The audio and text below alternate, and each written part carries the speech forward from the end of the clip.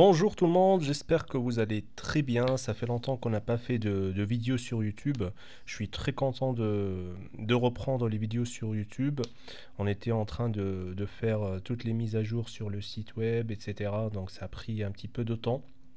Et donc là, on reprend un petit peu nos habitudes, on reprend les vidéos sur YouTube. Et aujourd'hui, on va essayer de répondre à vos questions, les questions que j'ai reçues. Donc j'ai choisi 3 questions que j'ai reçues sur les réseaux sociaux, que Puri Academy a reçues aussi sur son mail. Et donc là, on va essayer de répondre à ces questions et comme ça, vous allez avoir beaucoup de réponses et on va faire un petit tour sur les questions les plus fréquentes. Donc, on commence par la première question, la date de la prochaine session des EBC. Tout le monde se pose la question, quelle est la prochaine date de la session des EBC, sachant qu'en 2022, il n'y avait pas de session d'EBC. Ça n'a été pas annulé, ils n'ont pas encore annulé la session, mais ça a été décalé.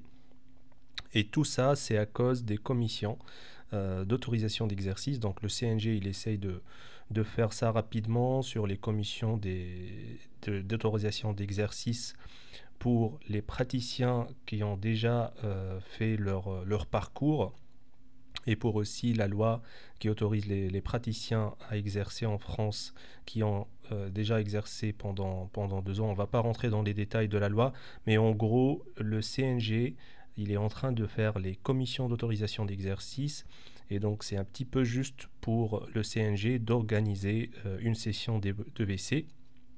Je trouve que ça est très bénéfique pour ceux qui révisent. Donc il y a encore le temps. Il n'y a pas encore de date fixe pour la prochaine session des EBC, mais je pense que ça va pas tarder. Ça va pas tarder du tout.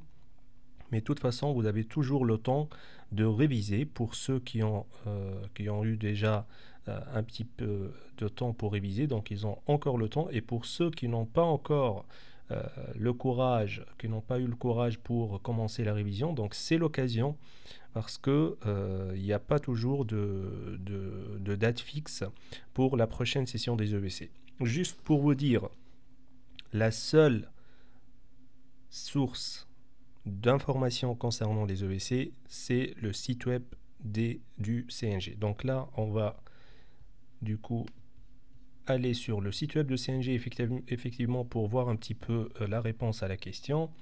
Donc là, on est sur le site web de CNG, donc cng.santé.fr. Et donc vous allez sur procédure d'autorisation d'exercice, ensuite voir venir exercer ou se former en France, et là vous allez trouver les épreuves de vérification des connaissances EVZ. Vous cliquez dessus et là on est sur la page d'épreuves de vérification des connaissances EVC. Donc là vous avez les sessions antérieures avec les résultats, etc. Et la prochaine session, donc vous cliquez sur la prochaine session et là vous êtes sur les dernières informations concernant la prochaine session des EVC. Donc là il vous parle des EVC sont la première étape, etc. pour la procédure d'autorisation d'exercice. Elle s'adresse à qui, etc. Une petite introduction concernant des petites définitions concernant les EVC. Vous descendez un petit peu, vous voyez les actualités. Et donc là, la dernière information, c'est le 24 janvier. Pour vous dire que le calendrier d'organisation de la prochaine session des épreuves de vérification de connaissances EVC est actuellement en cours de validation et le calendrier vous sera prochainement communiqué sur cette page et aucune information ne sera apportée par téléphone ou par courriel. Donc ça, c'est la dernière actualité concernant les informations concernant les EVC. Et là, vous descendez un petit peu pour voir un petit peu la date. Donc, quelles sont les dates des prochaines EVC? Le CNG vous informe que le calendrier d'organisation de la session 2022 des épreuves de vérification de connaissances EVC n'est pas encore stabilisé et n'a donc pas encore pu être rendu public. Nous vous invitons à vous connecter régulièrement sur le site web du CNG pour en connaître le calendrier définitif. Donc là, c'est un petit rappel concernant les épreuves, une épreuve de connaissances fondamentales écrite et une épreuve de connaissances pratiques l'après-midi. Et donc vous voyez que le calendrier détaillé, les chiffres des EVC, donc tout ça c'est des dates à venir. Donc il n'y a pas encore de date fixe, les inscriptions ne sont pas encore ouvertes, ça va être en ligne pour les inscriptions comme l'année dernière. Et donc vous avez encore le temps, ça c'est la bonne nouvelle, que vous avez encore le temps, vous pouvez encore réviser, il y a largement suffisamment du temps parce que si le CNG il va publier les dates, ça va pas être tout de suite parce qu'il y a un temps pour collecter les candidats, pour faire la liste des candidats qui vont concourir, etc. Donc il y a encore du temps pour la prochaine session des EVC et je vous invite à vous connecter, comme le CNG le dit, au site web du CNG pour avoir la date fixe et la date finale de la prochaine session des EVC. Donc voilà concernant la première question. Pour la deuxième question, je vous ai choisi une question que j'ai reçue sur Instagram d'un médecin algérien qui me pose la question. Il me dit: Docteur, je suis interne en médecine en Algérie. Je veux faire EVC pour devenir médecin généraliste en France, mais c'est flou pour moi et j'ai quelques questions. Certains amis disent que en Allemagne, EVC terme, c'est plus facile. En plus, tu auras un diplôme dans n'importe quelle spécialité tu choisis. On va commencer par cette première question. J'ai quelques informations concernant l'Allemagne. C'est pas du tout la même procédure. En Allemagne, il n'y a pas d'EVC déjà. Il y a un examen qui n'est pas un concours, mais qui n'est pas aussi très facile. Mais de toute façon, c'est un examen, c'est pas un concours. Donc, vous devez le passer. Juste avant, vous devez déposer tous vos documents, les diplômes, etc. Donc, vous devez faire l'équivalence des diplômes, etc. Et ensuite, ils vont vous donner une date pour cet examen. Donc cet examen, c'est de l'allemand médical. Ils vont vous poser des questions sur la médecine, ça c'est sûr. Et ensuite, si vous réussissez cet examen, ils vont vous recruter dans une spécialité, effectivement, et vous aurez le choix de faire la spécialité. Mais, selon mes collègues qui ont passé par cette procédure en Allemagne et qui sont en Allemagne actuellement, c'est pas du tout, c'est pas dans toutes les régions que vous allez trouver la spécialité que vous la désirez en fait. Il y a des spécialités qui sont disponibles, il y a d'autres qui ne sont pas disponibles. Donc c'est un petit peu variable selon les régions. Donc, mais de toute façon, c'est pas du tout la même procédure. C'est pas un concours, c'est un examen. Et ça ne veut pas dire que c'est plus facile. De toutes les façons, il faut bosser, dans tous les cas, il faut réviser, etc. Donc, ça concernant la première question. La deuxième question, ensuite il dit, mais la France, il y a 3 choix, c'est tout, pour le médecin étranger. Soit médecine générale, soit urgence, soit gériatrie.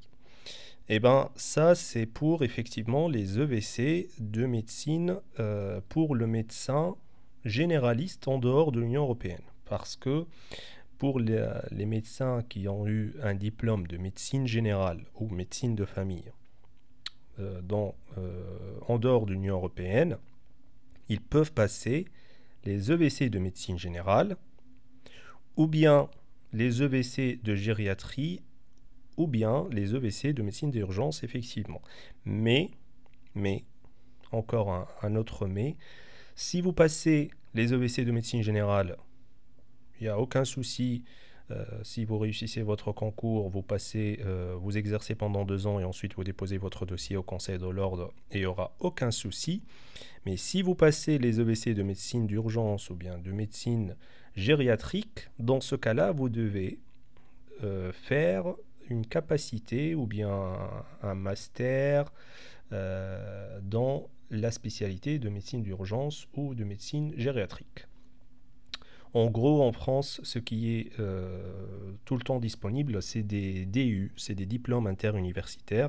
Donc vous devez avoir, en parallèle avec votre exercice pendant les 2 ans, vous devez vous inscrire dans un diplôme dans un DU de gériatrie ou de médecine d'urgence pour valider ensuite et avoir l'inscription au Conseil de l'Ordre, parce qu'ils vont vous dire que vous êtes à la base un médecin généraliste et vous n'avez pas des connaissances en médecine gériatrique, en médecine d'urgence, bien que vous avez quand même exercé pendant 2 ans, mais il faut quand même faire un diplôme, avoir un diplôme en France, dans la spécialité concernée.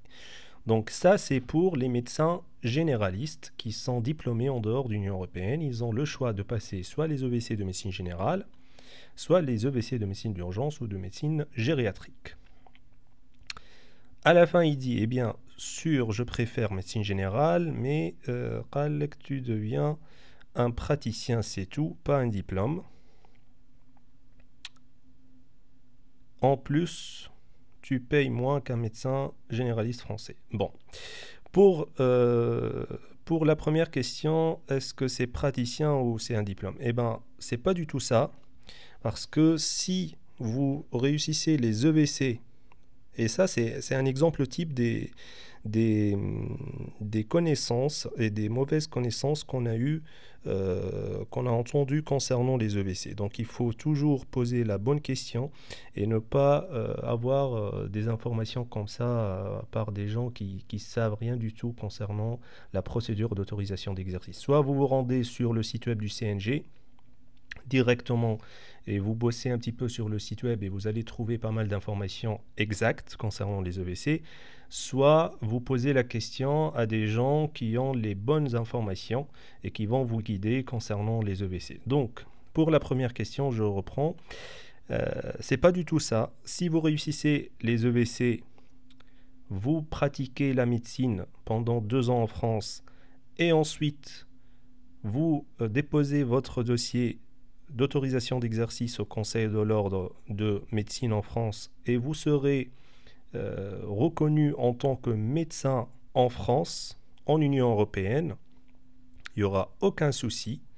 Ils vont vous inscrire au Conseil de l'ordre de médecine en France. Ce n'est pas un diplôme qu'ils vont vous délivrer, mais parce que vous avez déjà votre diplôme, ils vont reconnaître votre diplôme en fait. Donc ils vont reconnaître, ça va être une reconnaissance pour votre diplôme dans votre pays d'origine. Vous n'avez pas besoin d'un autre diplôme. Parce que là, vous allez être reconnu en tant que médecin en France, en tant que médecin inscrit à l'ordre des médecins français.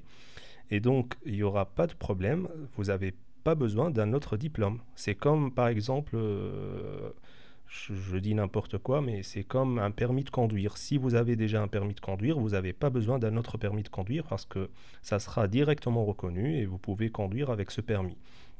Donc, ils vont reconnaître votre pratique de la médecine en France. Et ça, donc, il n'y aura pas de problème. Donc, pas besoin d'un diplôme. En plus, tu payes moins qu'un médecin généraliste français. Et bien, ça, c'est autre chose concernant les salaires, etc. Mais je peux vous dire qu'il n'y a aucune différence. Vous allez trouver parfois des salaires qui... Même en France, il y a toujours des différences entre les régions, entre les hôpitaux. Il faut toujours négocier. Donc ça n'a rien à voir. Entre Allemagne et France, ça n'a rien à voir. À la fin, il dit, s'il vous plaît, c'est quoi votre avis sur ce sujet et qu'est-ce que tu peux me dire sur ça? Eh bien, là, je pense qu'on a fait le tour sur les questions. Donc, essayez de poser la question, je ne vais pas vous dire aux experts, mais aux gens qui savent très bien la procédure, ou bien tout simplement vous rendre sur le site web du CNG et vous allez trouver pas mal d'informations, mais ce sont des informations de toute façon exactes concernant les EVC. On finit avec la dernière question. Cette question a été adressée à Phouri Academy directement.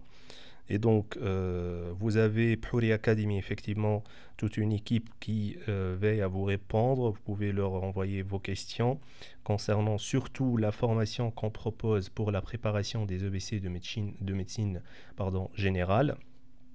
Et donc, effectivement, on a reçu une question ou quelques questions concernant la formation qu'on propose pour la médecine générale, pour préparer les EVC de médecine générale en France. Donc bonjour, je vous écris concernant votre formation pack complet pour la préparation des EVC en médecine générale, qui m'intéresse énormément et pour laquelle je souhaiterais m'inscrire. J'ai cependant quelques questions. Tout d'abord, j'ai bien compris que les cours étaient sous format vidéo. Est-ce que les supports écrits sont disponibles pour tous les cours? Et est-ce que tous les cours sont à jour avec les recommandations actuelles? Eh bien, pour la première question, les supports écrits, ils sont effectivement disponibles pour tous les cours. Donc, la formation elle est sous forme de vidéo et sous forme de support de cours écrit en parallèle pour suivre effectivement les vidéos. Ensuite, donc, avant chaque vidéo, vous allez trouver les supports de cours disponibles pour suivre en parallèle les cours et vous aurez aucun souci avec ça. Ensuite, est-ce que les cours sont à jour avec les recommandations actuelles? Eh bien, effectivement, les cours ils sont bien à jour selon les dernières recommandations de la Haute Autorité de Santé en France. Et ça, c'est le grand avantage de la formation, c'est qu'on suit bien les mises à jour des recommandations, des dernières recommandations de la Haute Autorité de Santé en France. Et ça, je peux vous dire que c'est la plus grande importance de ce concours, c'est qu'il pose toujours des questions selon les dernières recommandations. Donc si vous répondez, parfois vous répondez très bien, mais si vous ne suivez pas les dernières recommandations de la Haute Autorité de Santé en France, vous n'aurez pas la bonne note. Et votre réponse, elle ne sera pas considérée comme une bonne réponse. Donc ça, c'est concernant les deux premières questions. Ensuite, est-ce que les cours couverts, est-ce que les cours représentent la liste exhaustive de tous les cours à réviser? Donc en gros, est-ce que on a tous les cours à réviser dans cette formation? Eh bien, effectivement, la liste, elle n'est pas exhaustive. Donc, pour ceux qui veulent s'inscrire, ils peuvent déjà voir le contenu de la formation sur le site web, c'est-à-dire ils peuvent voir les titres des différents cours et sous-cours inclus avant de vous inscrire. Donc, vous pouvez vous rendre sur le site web de Phouri Academy, www.phouriacademy.com, et vous pouvez voir déjà la liste des cours sur le pack complet et des sous-cours avant de vous inscrire. Donc, vous pouvez voir tout avant de vous inscrire, et on a bien fait le choix pour la session 2021 d'inclure les cours qui servent à réussir ce concours selon les consignes des jurys de ce concours. Ce qu'on a fait cette année, c'est qu'on a rajouté 45 séances de coaching sous forme de PDF pour suivre encore plus les recommandations et les nouvelles consignes du jury. Et je peux vous dire qu'on a bien fait pour la session 2021, vu les sujets du concours qu'on a vu lors de la session 2021. Donc on suit toujours les recommandations du jury de ce concours et les recommandations de la Haute Autorité de Santé. Et ce concours et cette formation, elle a pour but de réussir le concours. Ce n'est pas une formation en médecine générale, c'est une formation complète pour objectif très précis, c'est réussir le concours. Donc on suit toujours ça parce que la liste, si vous voulez réviser, vous allez mettre une liste très élargie. C'est pas notre but, c'est pour réviser et pour réussir le concours, et la liste elle n'est jamais exhaustive, donc c'est pour ça qu'on essaye de faire des mises à jour chaque année pour suivre les consignes du jury. Vous mentionnez un taux de réussite de 70%, pourriez-vous s'il vous plaît m'indiquer le nombre de personnes que cela représente? Alors, le nombre de candidats inscrits à notre formation au nom de la session 2021, il était de l'ordre de 57. Donc 40, ils ont réussi le concours. 15 n'ont pas réussi et 2, ils n'ont pas donc répondu à notre questionnaire post-résultat. Donc ça, c'est concernant la formation, concernant le nombre de candidats inscrits à notre formation pour la session 2021. Et on avait un taux de réussite de 70%. Et même pour ceux qui n'ont pas réussi, on a reçu pas mal de messages positifs pour ceux qui n'ont pas réussi, pour dire que eux, ils étaient très contents de la formation, de la pédagogie, etc., mais qui n'ont pas réussi à appliquer, etc. Donc, je peux vous dire que la formation, elle est très complète. Elle va vous permettre de réussir, mais il y a, je le dis toujours, il y a une grande condition, c'est que vous devez appliquer ce qu'on vient de dire et ce qu'on dit toujours lors de la formation pour réussir ce concours. Ensuite, enfin, qu'est-ce qui différencie votre offre à celle présente sur le marché Et il y a une mention pour une autre académie de formation. On va pas dire ça pour ne pas, parce qu'on n'est pas dans un concours entre les académies. On respecte les collègues qui font du travail énorme pour former les médecins.